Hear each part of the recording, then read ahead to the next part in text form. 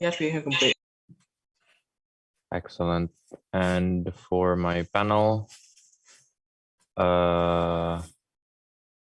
Krishna, are you here?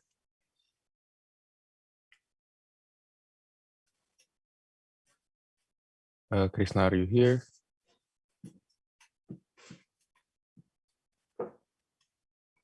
Zudi, are you here? Yes. All right, we're still waiting on Krishna. I think he just lost connection because I saw him in the Zoom meeting like 3 seconds ago. Just gonna call him real quick.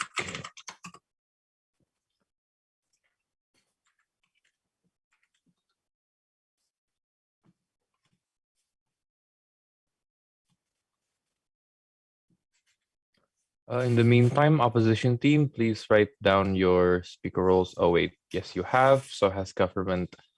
All right, we're all good.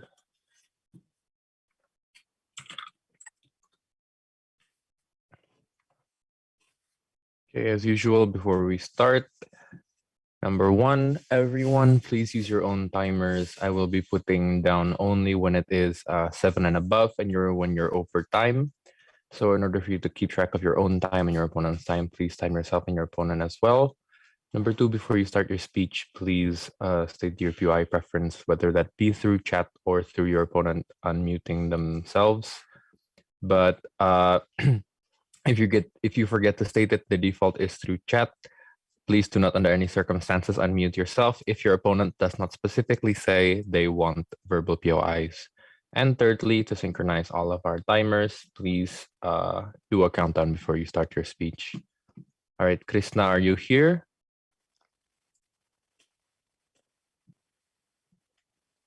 Krishna, Yes. are you here? All right, everyone is here. To start the debate, we welcome Prime Minister. Time is yours. You're here. Am I audible? Yes, you're audible. Okay. Pronoun she, her, POI purposes, just unmute yourself.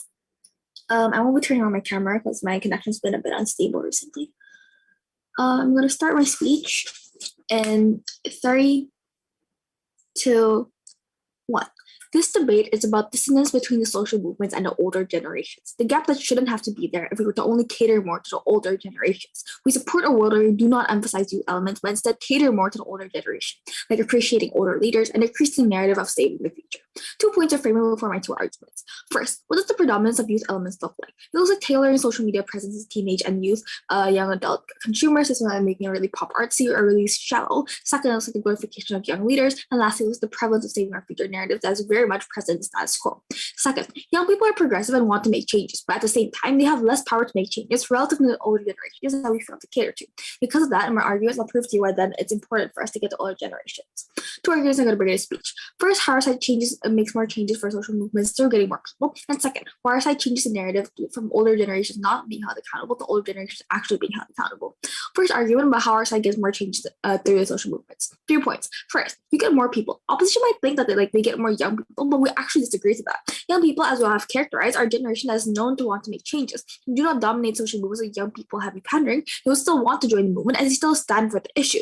It's more difficult to get older people to join because most of the time they don't agree with the issues at hand. Young people mostly agree that yes, sexism is a thing, while older people just think that is justified. This proves that young people are easier to convince and therefore will still join social movement on our side of the house. But secondly, then, why is it likely for the older generation to actually want to join our social movement? 3 points of likelihood as to why this is true. First, we make social media presence cater to old generation's preferences. Usually, instead of using crazy pop artsy designs, it's just infographics and information that can get older generations to care more about the issue because they actually can read about it and it's like going to be on their social media pages instead of pages of young people. But secondly, we don't want to make it seem like the younger generation has it all under control. In the current status quo, older generations, even if they do care about the current issues at hand, exactly because the youth are the ones that's constantly glorified, they feel like the youth will be fine and do not need to help or do not need the help of the older generations. Exactly because they feel like they shouldn't need to help or that they're too old to help, then they will actually not help in this current status quo. And this is what we see right now. And lastly, older generations will feel more appreciated on our side of the house. Exactly when the spotlight is all on the youth, older generations who do actually take a stand or are planning to take a stand do not get appreciated as much. Comparatively on our side, when the older generations are people who actually cater to, they're going to be appreciated appreciated so much more on our side of the house when they're actually going to take a stand. This means that it incentivizes them to actually like take a better stand on our side and partake in activism relative to their side of the house.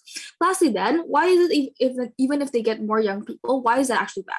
2 points. First, they make the movement message shallower. Exactly when you target the younger people with less knowledge and wisdom to get them to join you, it's hard to make them read a 50-page article on it. So you summarize everything. This increases likelihood of misinformation or watering down the message of the movement. It's improbable for the younger generation to want to read about them either, because we see the current status quo. The younger people are used to a narrative that they should be fast and instant.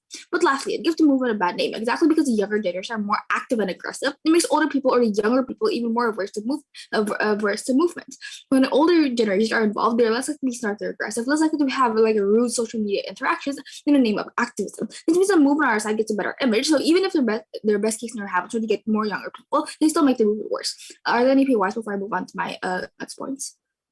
1, 2, 3. Okay, no engagement. 4 reasons why this argument is that important. First, it's crucial that we cater to old people because they have more power. It's useless asking a young person who has no dominant role in society to make changes relative to asking an old person who actually has some roles in society, who can garner more attention and whose voice is more likely to be heard. Compare a government official to younger people. Obviously, people listen to a government official more.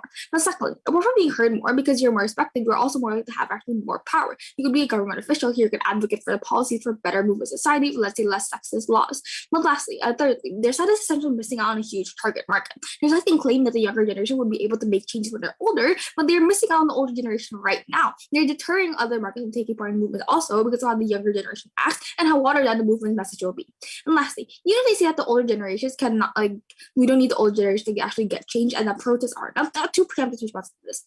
First, I think it's untrue because the well-used activists and young people might have brought more awareness to the issue.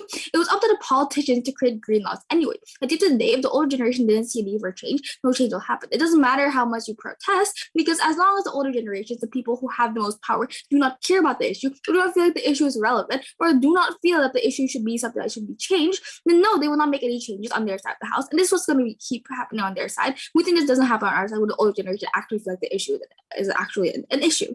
And lastly, even if they think it's true, we think the older generation still holds a lot of the same ignorant views. It will not be enough. For example, with the legalization of abortion, sure, women can get abortion, but they still would suffer social harm in the older generation in their surroundings and not sure.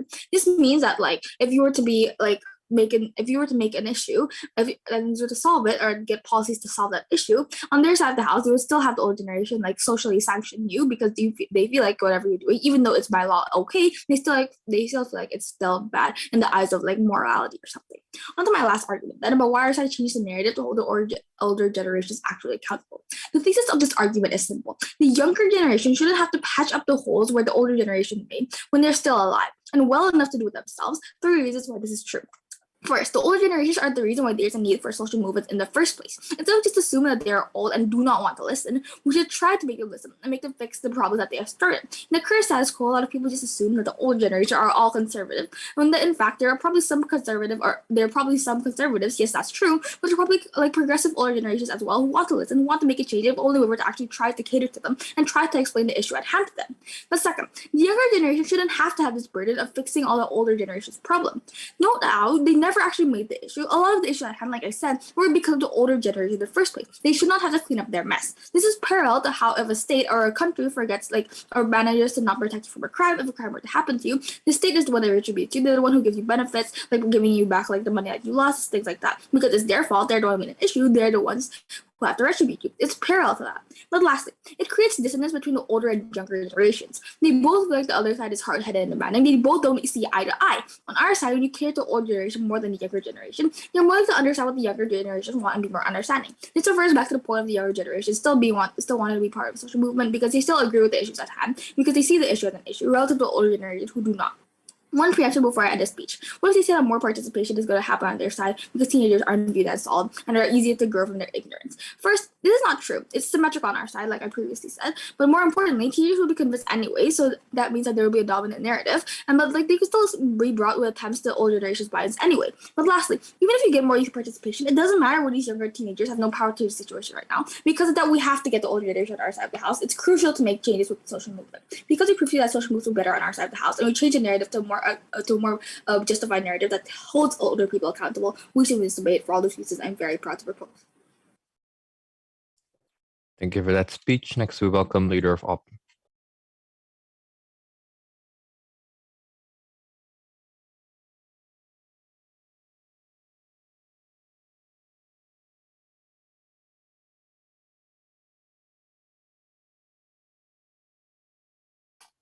Hello, leader of op.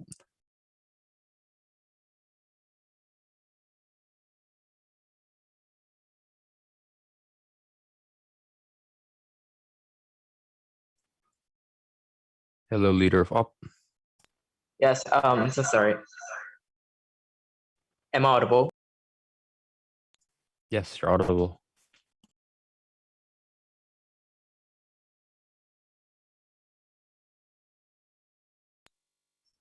Okay, so my name is Rio, and I have no preferred gender pronoun. If you want to do POI, just do it verbally, or if you want to do it through chat, just do it. I don't mind.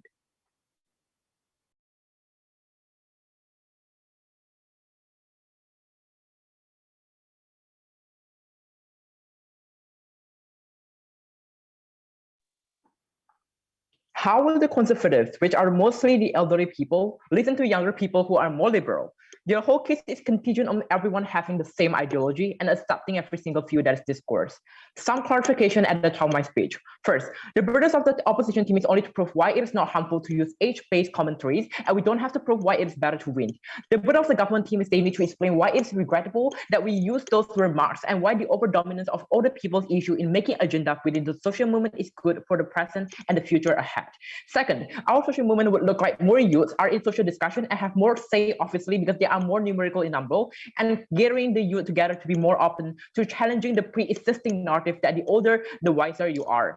I'm going to talk about two issues with all about this integrated insight. First, how will we enhance the equality of the social movement? Second, we will get more buy-in to our social movement. Moving on to my first argument, then, how will we enhance the quality of the social movement? Two sections under this. Firstly, how does the value between older and youth look like in status quo now? First, they have inherently different values. Older people are mostly conservative in value, and they also stigmatize young people as stubborn and radical. The problem is inside the discourse of social movement. The moment the young try to explain or give new insights, the majority of the old even take them as personal insult, like parents telling their children to shut up and not talk back because they don't have a place to say in those issues. There are no compromises between the two. Constructive engagement and fruitful solutions are likely to fail because no one is backing down on their ideologies and their views. Instead of a fruitful discussion, there will be flights and screaming instead. And this is concerning because usually the young people are more likely to be shut down and reduced because discussion is overshadowed by conservative white men in general, on proposition side. And these young people are the minority, so most discussion will result in favoring the ideology of conservative elders if it is not about the future issue. Therefore, the result of the discussion is not necessarily the representation of the women. It is the old man's view. The problem is the world is changing now, right? The problems are not like what they were in the past. We don't necessarily preach for equal rights for LGBTs because we have gotten that on status quo. What we want to focus on is maybe transgender toilets or pansexual awareness and different identify things that are far more specific, right? Why is this important? Simply because we need more awareness on how the LGBT movement works now. It's not just stating one single issue, but we say there's a myriad of issues that exist in a gay person's life in the future or in the present life, and we want to cover that in this kind of social movement too. Secondly, what does it work better on our side of the house? First, we get better young youth voting blocks mobilizing support and buy-in against conservative rhetoric by older generation. If they say that their side wants constructive engagement or to get a betterment of the social movement to get more support from gray area, the problem with this is that without a strong block given to the youth, old people will always dominate because they have the rhetoric. The older people are wiser because they have more experience, and that's why we need to have direct criticism towards the blanket assumption. This is the most important thing in this debate because we need a counterbalanced narrative to prove why older people can also have high egos and are unwilling to open up for discussion or to do it with the youth. Therefore, making people not just blindly follow the quote unquote older the old better narrative, but instead really favoring a means of social discourse and debates as a guide. So at the end of the day, we highly emphasize that with this predominant youth in the social movement, we are able to balance the power and the ideas within the movement or in making agendas or campaign that does not only focus on the past issue within the old people, but more to the youth issue and the future issues later. So this debate talk about the conservative old individual that cannot be changed on both sides of the house and why this is harmful to put them inside the social discourse. That is why we need this thing to balance this campaign. Second analysis then, why is creating this box really important? First, this is to prevent gray areas and young people to be brainwashed by the conservative values. Because usually we are designed by society to always listen to elders and comply with what they want. The problem is that this means that the ideology of women that we receive will generally be from the elders as well, right? So even if gray areas want to be like neutral, most likely they will be swayed by the majority of the old men and less likely for them to just focus on the youth problem or the future problem, right? But second, notice that this is so important. This is where our side comes into play, because we think strong doctrine requires strong check and balance. Therefore, we give better social discussion because we give them a chance and power to talk about what they want to make into the agenda without getting afraid or scared to be rebutted by the conservatives saying that, no, you are wrong, your issues are important, your opinion is wrong or whatsoever. Because this is the real issue that we have already seen in surfer social movement, where this kind of youth people are overshadowed by this kind of dominant old people. That is why we think that we need to have something to counterbalance this, and we also need this kind of future ahead issues to be also in this campaign to be talked about and to be spread into the society again. On to my second argument, then more buy-in in social movement. 3 sessions under this. Firstly, about voting laws. Notice that young people are cold. They feel the urgency to care about the problems that possibly happen in the future because of the fact that they themselves do know that they are the biggest voting bloc that exists in Indonesia, for example, right? For this reason, they intuitively feel like they have to take action. Even though propositions say that the youth generation have no burden at all, but the thing is that this is what we as youth are thinking. If it's not us, who will fight for our issue now and the future more than issue ahead, right? So I think that even though they have no burden to solve this, but they do have the urgency in order for their lives to be better in the future ahead.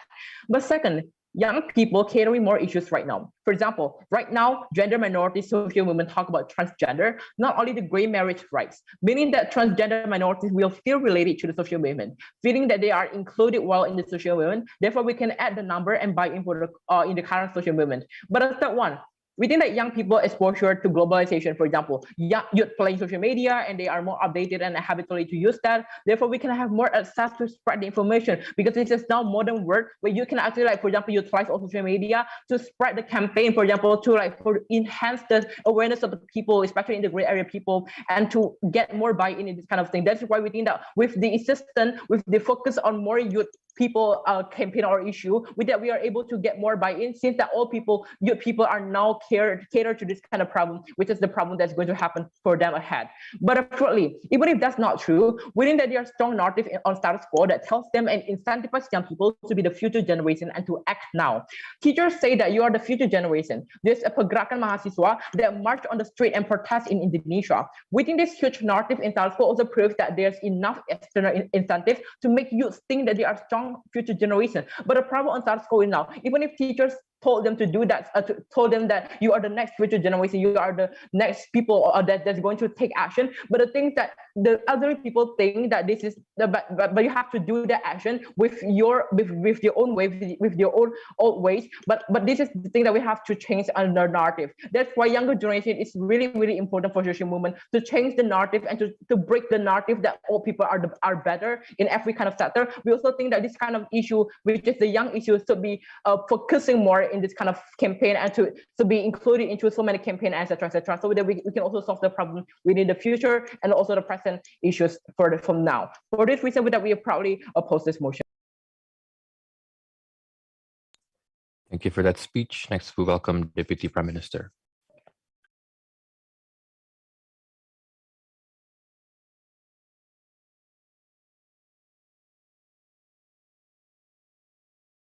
Hello, am I audible?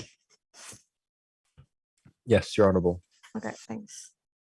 So, hold on. My pronouns will be sure, her. For I'll be just to unmute yourself. I'll take POI preferably from Esther and Rio. I don't take POI from Jones, but continuing.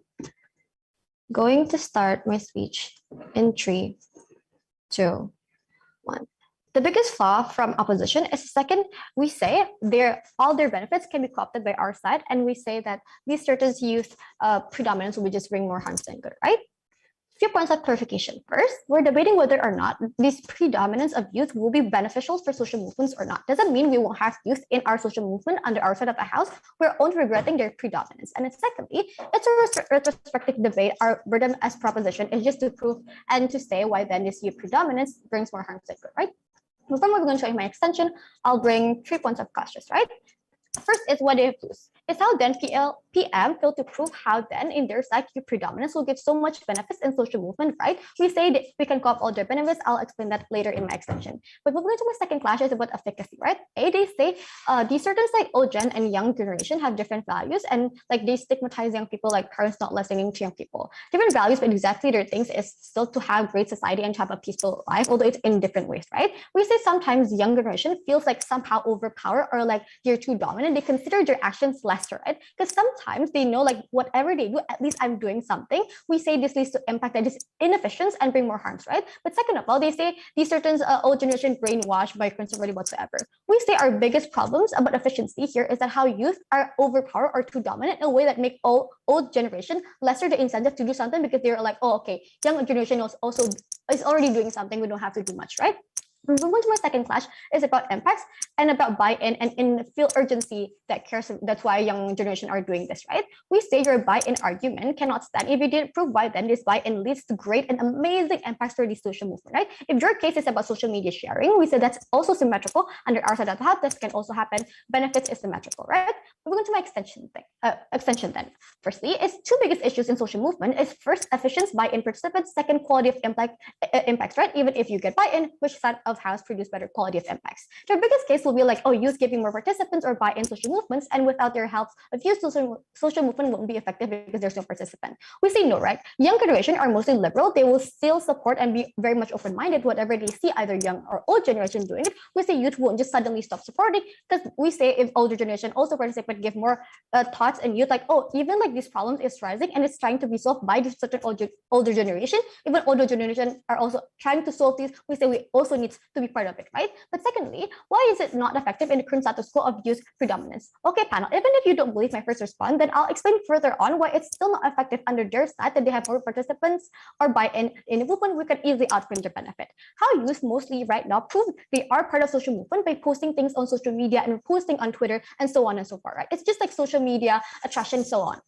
Participations is not that important as opposition does not prove why there's impact through participation, right? We can easily say that there's no impact because people are just doing it for the sake of virtue signaling, right? Even if we as government attract less people, but at least we attract people that are a bit willing to participate more in the movement. On our side of the house, we're still going to win people that are a little bit more serious in contributing, right?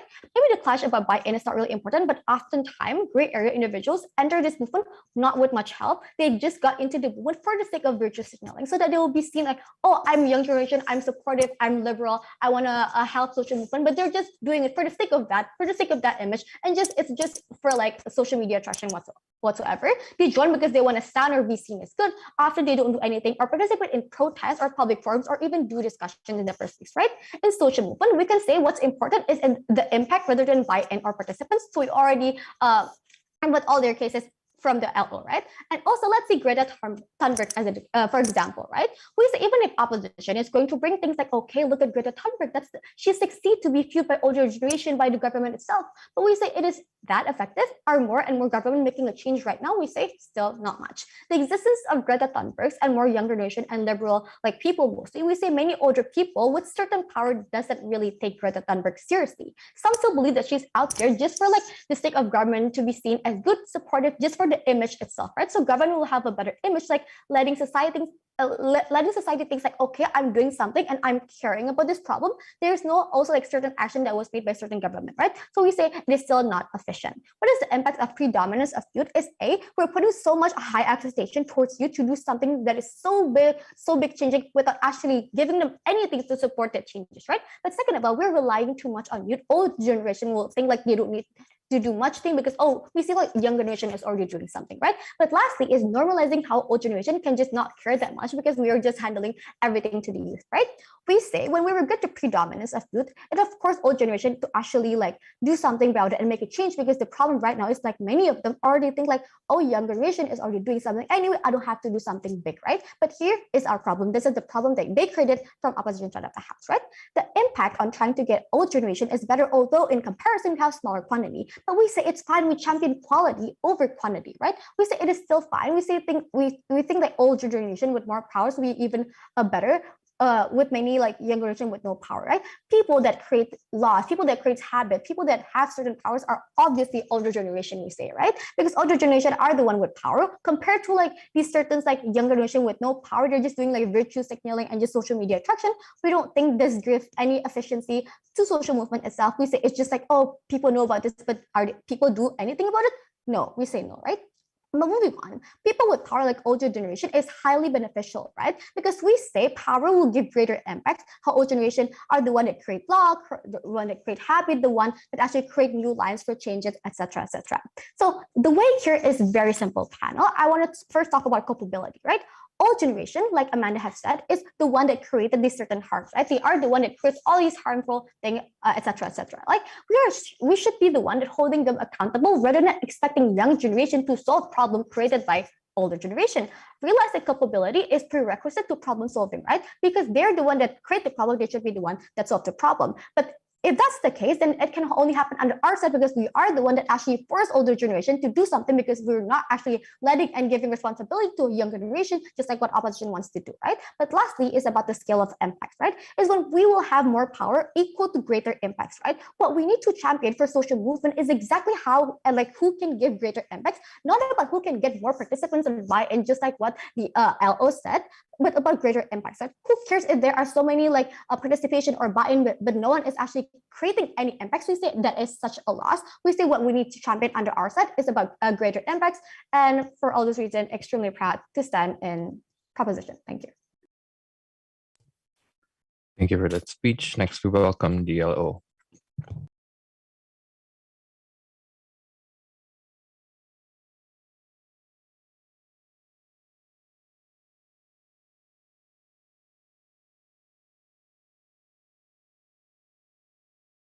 Am I audible?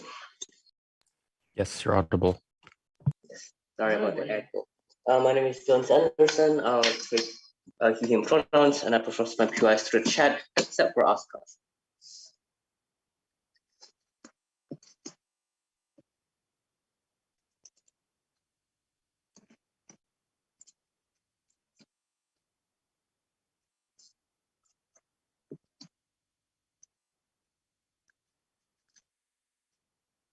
To quote Asuka's speech, only old people have power. That is what we wanted to change. Because with my voice, I want to believe that I can change how people treat my community. That's why I want to join social movement. Not to be told to sit pretty, waiting for the old generation to do something that is not necessary at the same with my issue. Two questions is speech that. One on bias, second on representation. But a few clarifications before classes. Firstly, the whole debate relies on old people not being able to be a part of the social movement. This is obviously not true. We don't ban them from the social movement. If what Hub says that old generations are progressive and have the same issue as the social movement and they want to join, then they can join the social movement. We as young people accept them. So no problem, we are not banning old people. We want to give them the chance to participate and speak up inside the social movement as well. But second, the first op claim is young people will join the movement anyways. But logically, if they say old people don't feel represented and whatnot, that's why they don't want to join the movement under our side. That means the youth will not join the movement under your side as well if they are not represented. This is critical because all of their benefit of youths don't work. They will not share the social media and march on the street, which is essential in social movement. Why? Because they don't feel represented. They don't have the same issues with the social movement.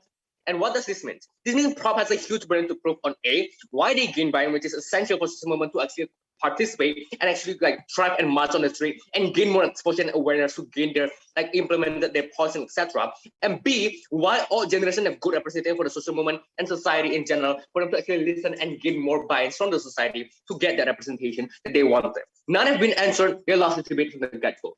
First question then, on buy-in. Three observations here. Observation number one. They say that the more people will appreciate old people. Three things. One, I would like to frame this undercuts the whole benefit of younger people sharing on social media and be active because they're underappreciated anyways on the their side. But second, this is not true. Even you want to favor politicians to be old, politicians are going to look at their voter basis anyways. They need people, they need votes. So since the younger generation is the one who moves the most, or for example, who wanted to have more impacts on the society and social media, we think that a lot of more politicians are way more favoring towards this kinds of younger people because there's going to be a far more margin and numerical number for them. So if they want to elect government officials, etc., we think that that's the quantity should have more people to have the set of policies that they wanted. But lastly, Exactly. Greta Thunberg yelled, "How dare you!" to authorities, and it creates a Friday march. They cannot say government don't listen. She talks in the UN and huge discussion for the environment. She was literally everywhere at one point. If they say, "Oh, government is just using them for public image," we don't see a problem with that. It gives more awareness and exposure to the society. It gives a lot of people knowledge and more exposures on what environment actually is, on why is it important for us to save the environment now instead of later and wait for the older generation to tell us. And like nowadays, like exactly what they say, even if older generation wanted to tell us now, exactly because the young generation have much more voting power, for example, and more voting block, like what Rio say, and a lot more, for example, impacts and more social media impacts and exposures. We think that exactly because when the old people tells them what to do, they don't feel like it's something that they want to do because they feel like they're getting told on what to do. They feel like they're getting told by these old people on what they should do and what should they not do, which is why we need to have their own discussions and have their own mindset, for example, for them to have a chance to speak up and make them have discussions inside the social movement, which is why we want to integrate those kinds of social movement together under our side of the house. But observation number two, that the truth is that young generations often think over power and not do so many actions. First off, this is the problem. The reason why young generation said that was because they think that young generation problem are not often included into the social movements campaign. And this is also the reason why they won't take so many actions, because of the limitation narrative in status quo that stated you cannot do something over old people's issue because that's what is the dominant in the social movement. But observation number three, they say that old people don't feel the need to do anything under out of the house because young people have done it. One, not true. If they feel like there's the same issue, the same suffering in youth, they will definitely support because there's a sense of relatability and the ambition that I have not finished my goal to give my communities more rights. Which is why if there are more issues that are quite relatable, we don't think that old people will not do anything. They will still march on the street as to young generation as well. Secondly, our side breaks the narrative that young generation's issues are important too. Even though old people don't want to do much in social movement, we prove to you that there'll be you people that get into this movement because they feel it fits into this movement that also highlight their problems in the public. As Scott say, participation are not important. What this kills their case, because if there's no participant in social movement, that means you have no goal and you can actually achieve any implementation of policy that you wanted, which is why buy-in is the most important thing in this debate. Secondly, even if they say, oh, younger people just want to join because of public image, good, let them join, let influencers join, let public figures join. Influencers are full with a huge amount of followers who will also relate to this problem. Even if it only will have, like, only be for public image and they don't care, that's simply not true because they have a lot of like followers. They want to make sure that what they support is actually true and actually like not bad for their image, for example, etc. So are they going to make sure that it's going to be like following all of those kinds of agenda and all of those policies, and they have made sure they have like following and supporting an actual good social movement. But B, again, there's criticism from followers. They make them want to learn more because they don't want to get criticized by the followers by saying, oh, you're just doing this for public, for example, you're just doing this for exposure, which is why influencers have more like relatability, for example. They have more chances for them to actually learn about those kinds of social movement under outside the house, which is why with all those kinds of buy-in under our side, with all those kinds of influences and awareness under our side, when young generations are the one who move the people, we think we went on the buy-in part. Before moving on to my second question, there are any POIs. Second question then, over representation. Firstly, they talk about how there's quality over quantity. Again, what makes you think younger generation is not good enough to lead or solve issues? I think it's quite offensive by saying that means you do agree that young people will never win over old people. We don't understand why they think that quality is only by old generation. We think on the outside of the house, a lot of young people also are talking about more specific things. For example, like transgender rights, giving more toilets towards transgender people. We think all this is also good issues and they should be represented on the outside as well. Second, we think that the quantity or buy-in is also important. We can see a lot of social movement like Black Lives Matter have millions of hours and people buy into this movement. And look at it, now it's known by almost every person throughout the world. Secondly, they say the young generation don't understand the sufferings of old people. One, this is symmetric. Young generations also have sufferings and despair that they feel now as minorities. So we don't understand why they think that only old people have those kinds of sufferings. Because under their self-doubt, they're also shutting down and restrict those kinds of access for young people to speak up under their own social movement. Second, even though they don't understand the suffering of old people, the issues of old people are still going to be included into the campaign. Predominance doesn't mean all, but only mean about a number or equal. So it doesn't mean all things become extreme and try to listen only to young generations. Because we understand that is like inherently, social movements have the same issues. They want to fight for human rights, for example. The problem is within that old generation are fighting for like past human rights, for example, like gay marriages, or for example, like just justice on equal human rights, etc. We think there's going to be much more specification on the outside of the house, because a lot of young generation have their own identity. For example, they want to have their own transgender identity. They have their own like fluid sexuality. sexuality. We think all that is still matter into our debate, which is why they are more like represented on the outside of the house. We think a lot of representation is very important. All in all, I think even if we don't win on the bind argument, we think we give the most representation on the outside of the house because we give more specification under one social movement that makes more people feel represented and makes more people want to speak up as a young generation. For all those reasons, we're very proud to oppose. Thank you for that speech. Next, we welcome Government Whip.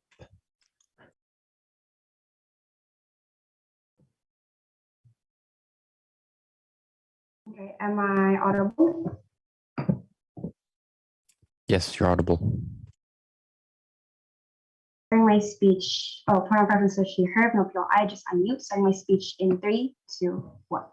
Panels, we say the moment you exclude the older generation is the moment you fail as a movement. Very proud to propose 2 clashes in this debate. Firstly, on accountability, and second, on the participation and impact. Moving on to the first clash then. We tell you that this narrative is harmful because it takes away accountability from the older generation. Firstly, realize that the problems in status quo is caused by the older generation in the first place, or it's because they refuse to make any changes and they uphold the status quo. This looks like older people not voting for political candidates that will pass LGBTQ plus protection laws or sexual violence laws, etc.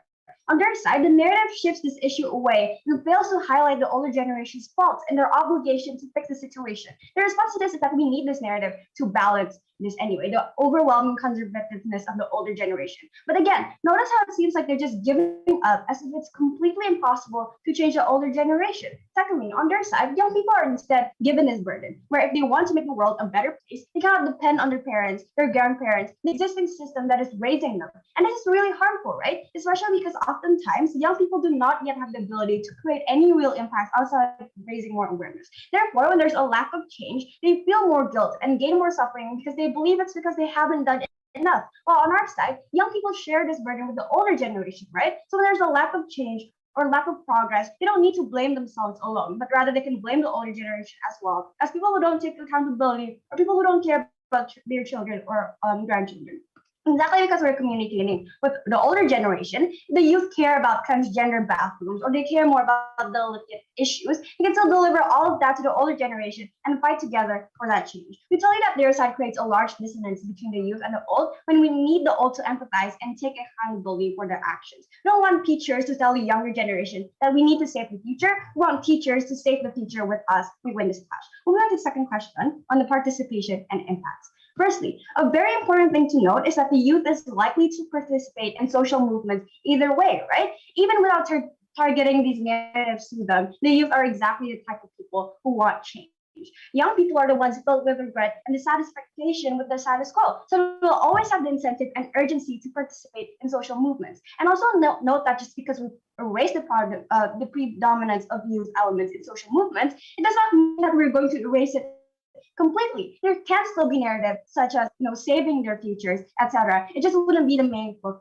That isn't the main message. From here, we see that we still have the benefit of counterbalancing the older generation on our side of the house. This is the main downfall of their case. A lot of their benefits are largely symmetrical on our side. We agree with everything they said about the youth, how they can raise more awareness, how they care more about issues. That also applies on our side of the house. So even if we shift the focus away from these young people, you don't shut these young people out. We are still able to get their participation. But if you cater these movements to predominantly young people only, then you end up shutting the older generation out, because exactly as they said, there's a lack of compromise between the youth and the old. The youth is so much more aggressive and in a performative manner. This is because most of the time they're not yet capable to create nuanced views and tend to think that every situation is black and white. This looks like teenagers on social media expecting people to take radical stances, otherwise are considered as racist, sexist, or homophobic. This is harmful when the older generation may not necessarily have the same radical views as them, but that doesn't mean that they are in opposition or enemy to these social movements. They just want to go about it in a different way. When you create a hostile environment for these older generations, then you lose the potential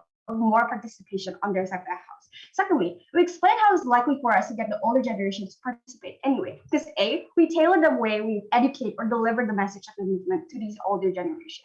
Can cater to them emotionally, reminding them that they need to make the world a better place for their children, or include lots more concrete data instead of short and brief cards or Twitter threads, because these older generations always demand for more proof, right?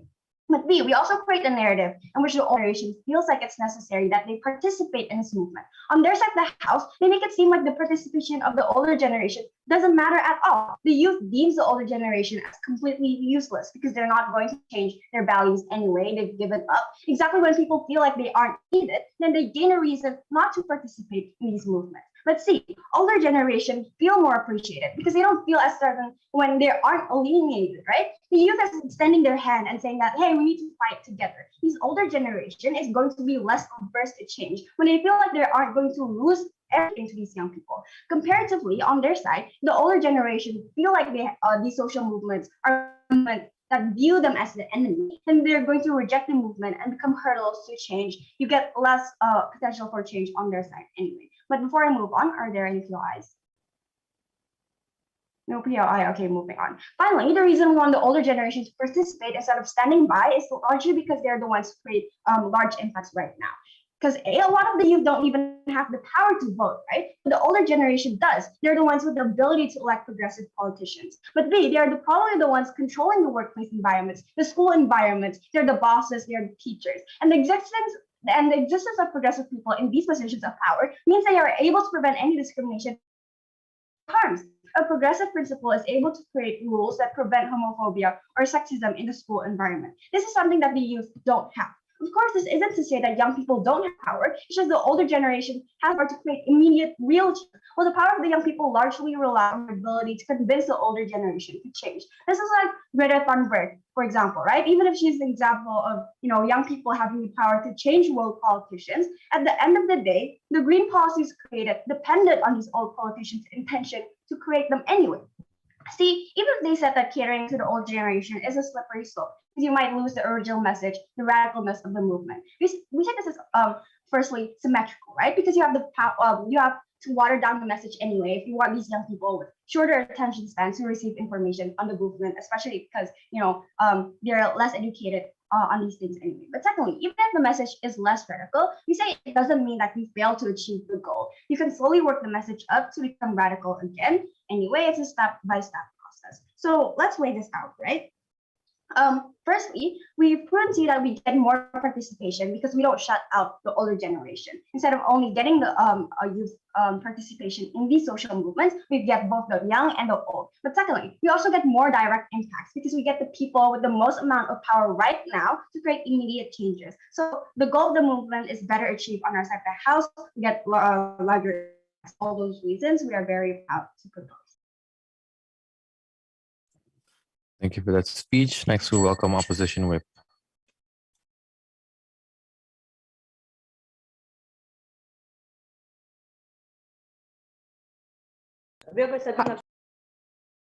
Hi, I'm audible.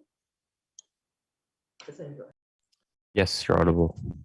Okay, I'm using my friend's device. My name is Esther. I'm speaking third. If you have any PI, just by voice.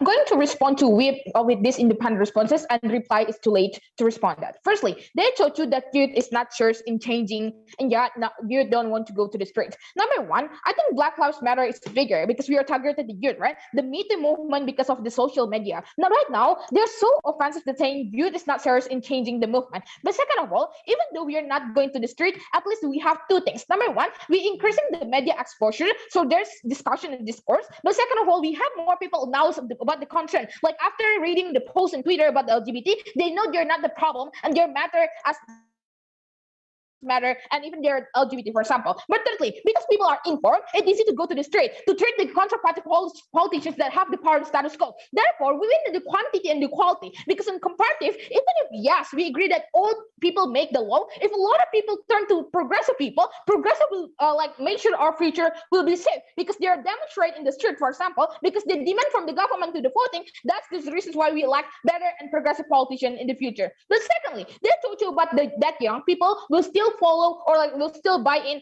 on their side of the house. Number one, no. As a young activist, if I say feminist movement didn't caring about current issues like catcalling, not catering as a young people, and I don't want to buy in more into the feminist movement because I know that I'm not relatable to them. But second of all, exactly, if you say young aggressive and they're not credible, why myself? I will join feminists because people perceive me as a weird youth, because if I join a feminist and campaign for the women's sex, that's the reason why their stance, like saying young people is aggressive and radical, actually make young people don't want to go to the feminist movement. That's the reasons why they lost a lot of buy-in on their side. But thirdly, even if okay, you'd still join the social movement, it's symmetrical on both sides of the house. There's no delta in this debate. But for and comparatively, propositions they have young voters, but numerically lower number. Then the rest of the house, we flip them. We support the better future because judge which one better in changing old white cis male who has a doctorate for a long time. They have the ideology, so it's really hard to change them. Comparatively on our side of the house, we influence the youth people that are actually youth. They are like easy to get information, like in the government station, they're not indoctrinated with a long time, so it's easier to changing them to be more progressive. So that's why we can change a better future on our side. But lastly, they go to young generation feels like older generations is useless. Number one, why? Isn't it better if there's another group of people that wanted to help our cause? Like if they say older people is important to convince other older people, that means you can use them for that. So they're not useless because presumably they're progressive people, old people, as they concede there's progressive old people. So these old progressive people so also want to support us as a feminist movement, for example, and that old progressive people will tell their friends to actually buy into this movement. So it doesn't into count. Two is in speech. Number one on the social movement agenda. Second of all, about more buying. First issue then about observation number one. They told you that it's better on their side of the house because they can appreciate the older generations. I have several responses. Number one, exactly this is problematic. For these years, we have appreciated old generation. We are saying and coerced to hold the narrative. For example, we have to respect them. They're the best leader rather than you because they have more experience, for example. Therefore, that's the reasons why we didn't get any chance, because older generation who didn't focus the current issues that need to carry out in comparative on our side of the house, we say to the youth, you should participate in social movement. Don't let the rich white man in parliament that ban abortion or gay marriage be elected again in the future. We tell them, don't let these politicians pass certain policy that harm the minorities. But second of all, exactly like Aska said, it's a retroactive debate. That's good. Status quo is already good enough for a movement, for example, Me Too movement or BLM or anti-Asian hate movement, because the fact that they use the youth narrative to actually move and have more buy-in to that movement. So I actually support that too. But second of all, they force all people to do something because the fact that they're the one who make that problem, right? Number one, why? We live in a different area. Yes, probably there are old people that are progressive, but the problem is that they have still having like kind of the same. There's no diverse, for example, catering diverse in agenda. So probably in their best case, they have old people that in the social movement, but they're not catering to more inclusive social issue that is important to cater with. The second of all, the main cause of problem is young people have no power. Yes, this is exactly the reason why we need the predominance of youth. When we get more representation leader of youth, campaign the agenda to youth, the move, like for example, the voting blocks, this led to change in the legislation. This looks like how Indonesia youth in a university demonstrate in the street in higher numerical number in Jakarta, for example, that can create real change and talk about the current government of Indonesia. But lastly, they told you about the active and aggressive people, youth, so the older generations didn't want to credit them. But number one, okay, if they're conservative like as they say, like a lot of conservative people, even you're not active, even you're not aggressive, they wouldn't go to the social movement because they're not inherently same ideologicals with you. So old people doesn't matter really in this debate because the fact that they're hard to change. But the problem we focusing on the youth in the status quo, the fact that they're easy to change. Don't you think it happened to all the people? Don't you think that parents who set up their children ways and complaining their child over what they want isn't aggressive? I think this is when then they will get aggressive when the old people can be accepted, the young people can. So on our side, we're focusing on that. But second of all, I think being active is not the problem in social women. This is good because they're active. They like share information and open-minded to other people and sharing information. So I don't think like being aggressive is actually a problem because the fact that it will make people know about that. Rio give you 3 sort of reasons why old people don't want to listen. Now, none of them has been engaged. Number one, we told you that old people somehow cannot put their ego, for example. Second of all, they overhold their value, the old people, then better than younger. But third of all, they feel like their past problems are way important than the youngest one, and they don't live in this era. So what is the way in this debate is the certainty of outcome. We are more certain in changing and getting the quantity of benefit because of the fact that we have more young people and we can have the voting those. But second of all, about more buying, right? Second issues, then we talk about the better policy. Exactly, if the aggressive and a lot of number, we think that is far better on us of the house because we provide you a number of people participating in this movement, means that we get more people aware. But second of all, on their side of the house, we question them. How will they create a better policy if they just stick to the past issue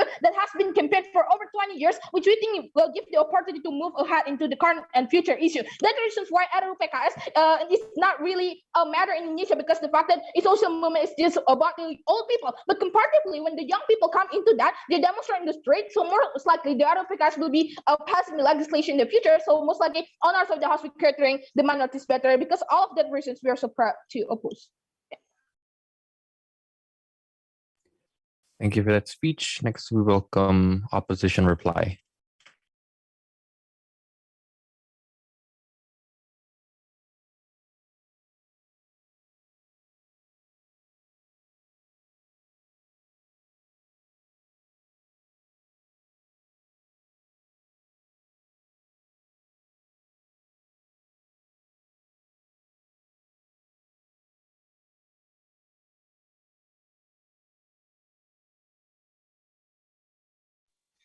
Can everybody hear me? Yep, you're audible. Yeah, talking so loud. Right, thank you.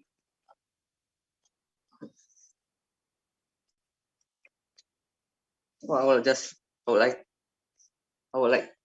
just like to say that it's been great debating with you guys. Right.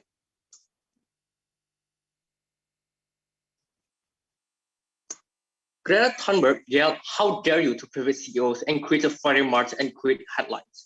Malala says one pen and one book could change the world and give education for women in India. Protesters are mostly student unions. This is the power of youth. That is how you create change. 3 broad mistakes coming from side pop and wider philosophy debate. 1, the whole problem is older generation don't feel represented.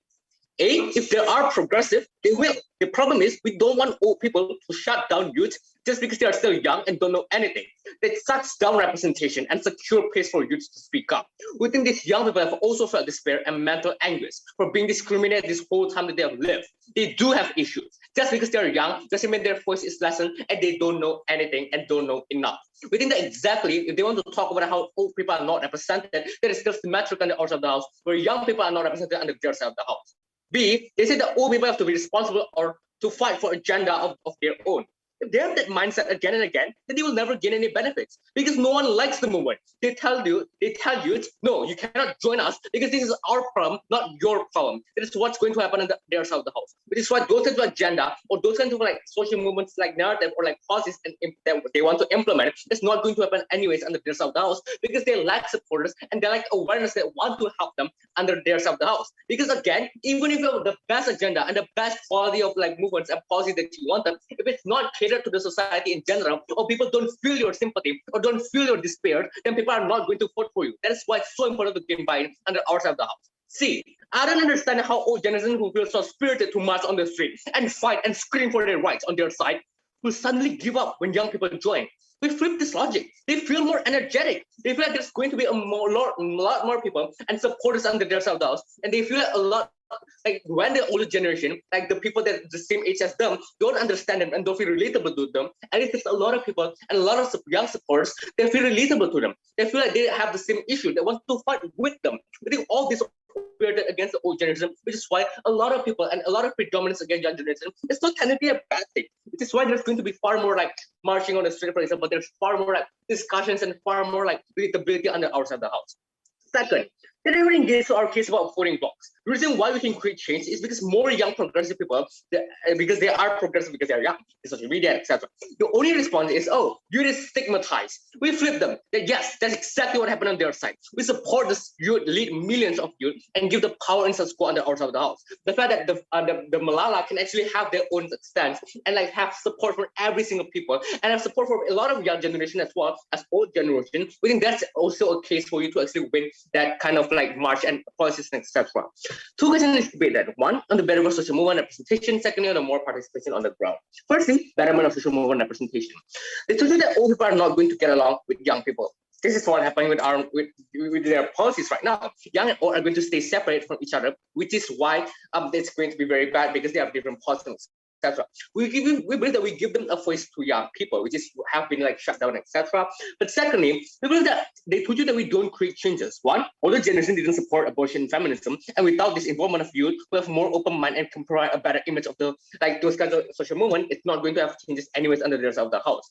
We believe that the way in here is that in terms of certainty of outcome, we think that we can have all problems solved, and this is the most essential things we talk about over here. On Flag Prop, what can I highlight on their campaign is only the old people's issue, where young people generation issue are not going to be represented that much, which is the most important thing in the future again. Because even if you have those kinds of issues on the past of the older generation, we felt a lot of those kinds of issues has already been implemented on the status quo and has already been gaining much awareness and exposure from the society. The difference is on the under outside of the house. The representation for getting more like transgender public bedrooms, for example, or getting more representative like fluid sexuality is really on the outside of the house because more social generations and younger generations actually wanted that and wanted to have those kinds of same issues on the outside of the house, which is why those kinds of representation is important on the outside of the house, and those kinds of buy-in is important to gain those kinds of movement and gain those kinds of like implement of policies, etc. I believe that my voice can change the role, and that's why you have purpose. Thank you for that speech. Now to close the debate, we welcome government reply. Am I audible? Yes, you're audible. Okay. I'm starting my speech in 3, 2, 1. The whole case relies on the fact that the predominance of youth will give the youth power. He never explained to you, though, how that would even work, because even in the current status quo, a predominance of youth is present, yet the youth still lack power. First question I'm going to bring in a speech about which side actually gets more participation. Will we actually be able to get old people? Their main point is why we cannot get old people is because there are difference in views. We told you 5 things. First, exactly because younger generations are more liberal, they would be more accepting and open-minded of older generations as long as they actually get discourse. He spent so long explaining that old people will not want to change, telling us that the old and the youth cannot align, so we don't see how there would even be enough progressive old people on their side to actually help them. Second, even if they are as open-minded, attempts to give in their buy-in still exist on our side. Narratives like we need to save our future still exist. Third, we get older generation information in a way that is tailored to their preferences, meaning that they're going to understand the movement's issues more and actually feel that the issues at hand are actually issues. Fourth, older generations would get a representation and feel more appreciated, so they actually want to join. And lastly, we told you that they will not feel like the youth has it all under control. Relative to their side, while older generations feel like the youth will be fine, they don't have to take part because the youth will handle it all on their own.